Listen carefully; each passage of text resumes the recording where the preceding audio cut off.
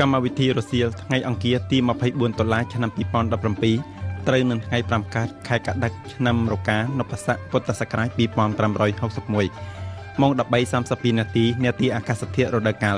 ម៉ោង 13:37 នាទីកម្មវិធីព័ត៌មាន ម៉ោង 13:55 នាទីភាពយន្តប្រទេសក្រៅរឿងប្រវត្តិឆ្នាំទាំង 12 ម៉ោង 14:38 នាទីនាទីព្រឹត្តិការណ៍ចាភាគខាងលិចរដូវទឹកជំនន់ភាគទី 21 ម៉ោង 14:52 នាទីនាទីទិដ្ឋភាពថ្មីនៃជនបទលើកកម្ពស់ជីវភាពសមាជិកអតីតយុទ្ធជន ម៉ោង 15:06 នាទីនាទីវៀតណាមទឹកដីនិងមនុស្សកុនតុំពង្រីកសេដ្ឋកិច្ចសហករណ៍ ម៉ោង 15:22 នាទីនាទីបកសម្រាប់ភូមិស្រុក ម៉ោង 15:51 នាទីនាទីពាក្យកបៃដឹង ម៉ោង 16:01 នាទីនាទីមិត្តរបស់កសិករពង្រីកកសិកម្មជីវភាពនៅតេងៀង ម៉ោង 16:31 នាទីនាទីដបូលមានបុរាណអាចារ្យ ម៉ោង 16:46 នាទីនាទីកុមារ